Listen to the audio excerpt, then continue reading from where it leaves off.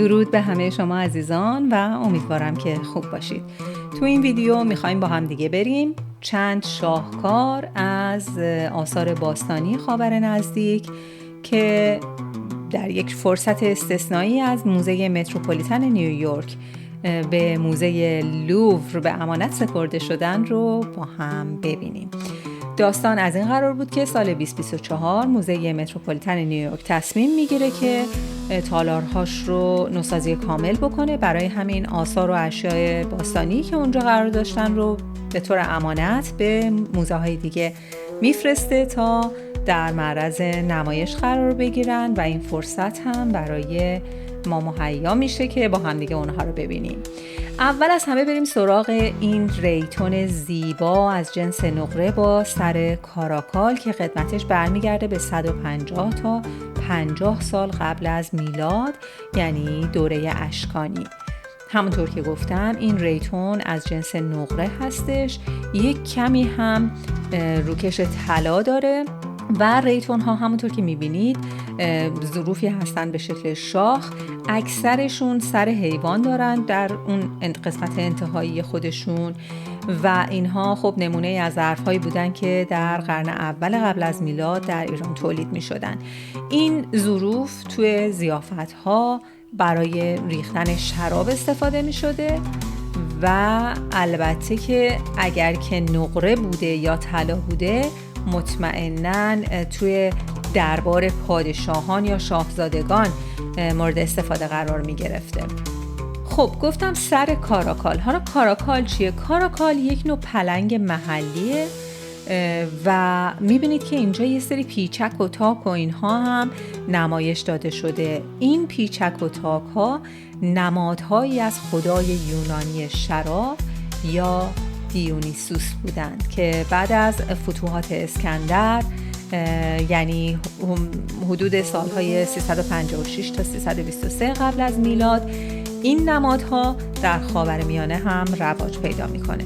همونطور که گفتم در دربار پادشاهان یا شاهزادگان ریتون ها اغلب از نقره ساخته میشدن و صنعتگران و فلزکاران هم فرصتی میدیدن تا اینکه مهارت خودشون رو به نمایش بگذارن. رئالیسم و واقع‌گرایی در حالت جهش این حیوان تحت تاثیر آثار یونانی بر تولیدات ایرانی شکل گرفته.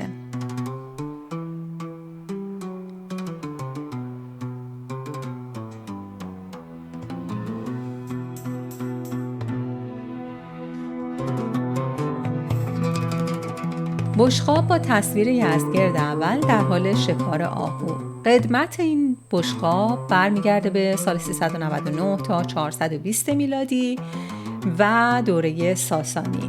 جنس این بشقاب از نقره هست و روکش طلا هم داره، خیلی جزئی البته، و یک موضوع قدیمی رو داره به تصویر میکشه و اون هم پادشاه به عنوان شکارچیه. این موضوع توسط ایرانی‌های دوره ساسانی برای بزرگداشت دلاوری و جنگجو بودن شاهان و نقش نمادین اونها در حفظ نظم درست جهان استفاده می‌شده. یک سری نشانه‌های استانداردی مثل هاله‌ها و روبان‌های لباسشون یا اینکه تاج‌هاشون مخصوص بود، یعنی هر پادشاهی تاج مخصوص به خودش رو داشت.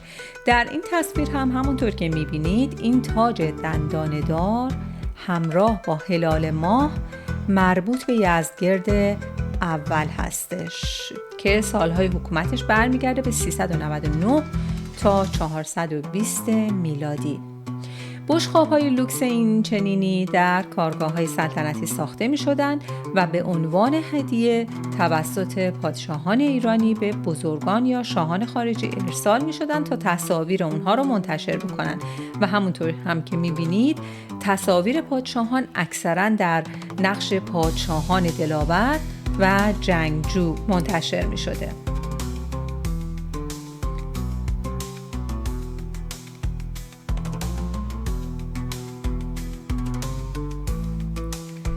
در این تصویر هم یک ریتون نقره رو می‌بینیم که روکش جزئی طلا هم داره و به شکل حیوانات هم تزیین شده این قبیل ریتون ها در امپراتوری هخامنشی هم بسیار رایج بودند و استفاده از این ظروف بعدها تا یونان هم گسترش پیدا کرد. در این تصویر دسته آمفورا به شکل بز کوهی بالدار روی یک ماسک رو می‌بینید. حالا توضیح میدم. اصلا ببینیم آمفورا چیه؟ آمفورا یه چیزی شبیه کوزه است از جنس سفال، ولی آمفورا بلندتر از کوزه است و دارای نقش و نگار روی بدنشه. البته دسته این آمفورا هم همونطوری که می‌بینید خیلی زیباست و چقدر هنرمندانه ساخته شده. این دسته آمفورا در ترکیه یا ارمنستان پیدا شده و قدمت اون برمیگرده به حدود 400 سال قبل از میلاد.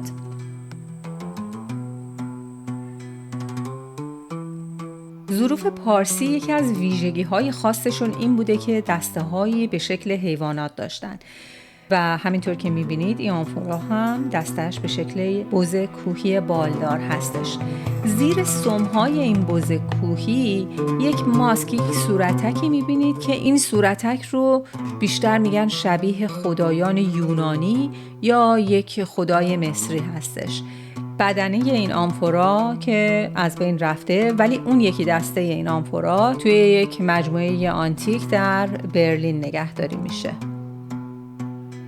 زیبایی و ظرافت این دسته آمفورا نشون میده که چقدر میزهای شاهان پارسی با شکوه و جلال بوده و از ظروف طلا و نقره استفاده میکردند که قدرت شاهانه رو به نمایش بگذارند. در نقش برجسته های کاخهای تخت جمشید هم بعضی از این ظروف گرانبها که به شاه هدیه داده میشن به تصویر کشیده شدن، اما متاسفانه تعداد کمی از این آثار تا به امروز باقی موندند. بیشتر این ظروف هم برای مصرف شراب استفاده میشدند. و اما این تبر زیبا که حالا براتون توضیح میدم که چقدر اون نقوشی که روی این تبر هست زیبا طراحی شده و چه داستانی داره. این تبر دسته‌دار با شیطان 2 سرپرنده، گراز و اژدها در آسیای مرکزی کشف شده و متعلق به 2200 تا 1700 سال قبل از میلاده. خب حالا این چه جور تبریه؟ ببینید اگر که اینجا یک دسته باشه، دسته تبر رو فرض کنید که اینجاست، اون وقت تصور ما از تبر میتونه بهتر باشه. این تبر تشریفاتی با این تزیینات پیچیده گواهی میده که جمعیت‌های آسیای مرکزی در اوایل هزاره دوم قبل از میلاد چقدر دنیای نمادینی داشتند. روی این تبر یک نبرد اسطوره‌ای بین 3 تا شخصیت افسانه‌ای به تصویر کشیده شده. در مرکز اون یک شیطان بالدار همونطور که می‌بینید با یک بدن عضلانی و 2 سر پرنده شکاری داره 2 تا حریف قدرتمندش رو مهار میکنه. همونطور که میبینید این شیطان بالدار بدنی به شکل انسان داره و سرش هم یک پرنده شکاری 2 سر هستش دیگه، مثلا یک عقاب 2 سری همچین چیزیه. از یک طرف داره یک اژدهای بالدار با بدنی شبیه به شیر رو داره مهار میکنه و طرف دیگه چیه؟ یک گراز عظیم‌الجثه است. همینطور که میبینید اینجا تصویر اون گراز عظیم‌الجثه با پنجه‌هاش نقش بسته. بر اساس باورهای منطقه این شیطان به الهه بزرگ آسیای مرکزی که ضامن باروری و زایشه یاری میرسونده. اون با اعمالش نیروهای طبیعی مانند اژدها و گراز رو که دسترسی به آب رو مسدود کرده و گیاهان رو نابود می‌کنند کنترل می‌کرده. تبرهای تزیین شده این چنینی به عنوان نشان افتخار به ویژه توی گورهای جنگجویان یافت شدند و در سرتاسر فلات ایران هم این کار رایج بوده و وقتی که یک جنگجویی جون خودش رو از دست میداده در گور اون جنگجو یک دونه از این تبرها رو به عنوان افتخار در کنار اون به خاک میسپردند. اینجا داریم تصویر یک جام رو میبینیم از جنس الکتروم با تزیینات پرندگان شکاری که حالا توضیح میدم الکتروم چی هست. این جام در آسیای مرکزی کشف شده و قدمت اون برمیگرده به 2200 تا 1700 سال قبل از میلاد.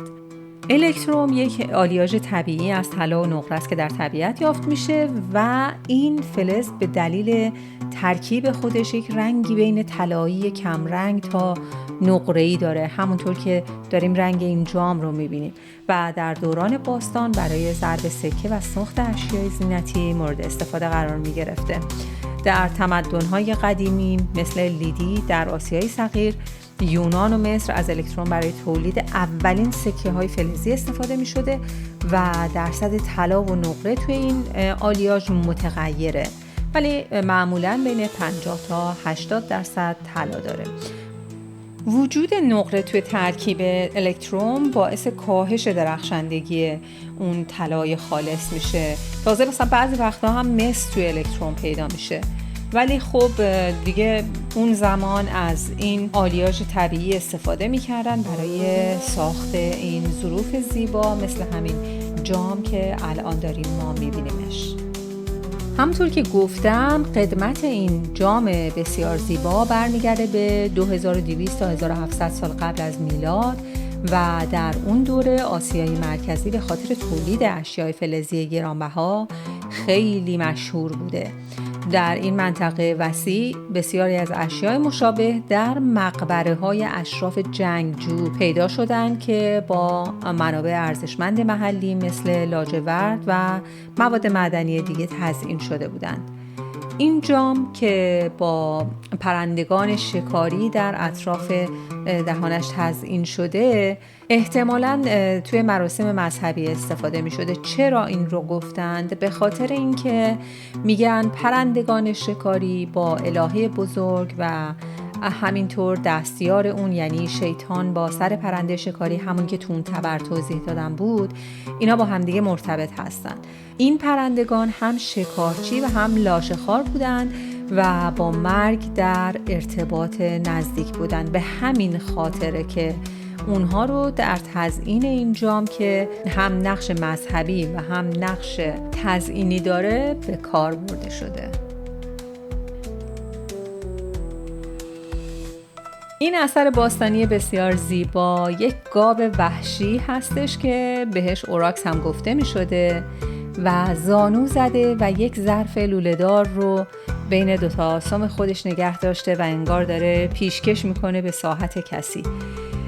این تندیس از جنس نقره هست، در جنوب غربی ایران کشف شده و قدمتش برمیگرده به 3000 سال قبل از میلاد.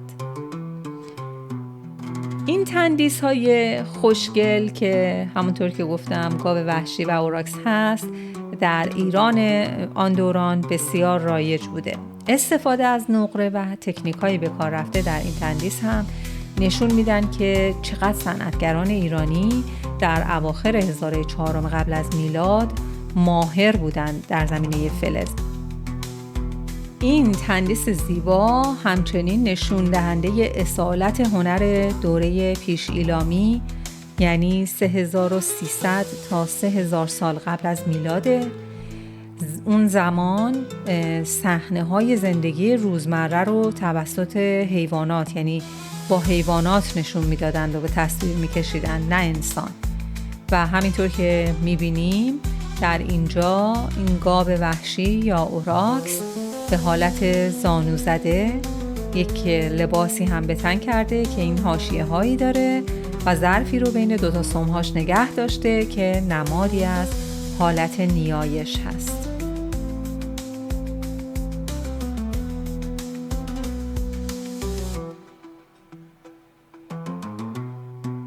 دوستان عزیز، امیدوارم از دیدن این ویدیو هم لذت برده باشید. سابسکرایب کانال، لایک و کامنت یادتون نره. در سایه خرد و آگاهی باشیم.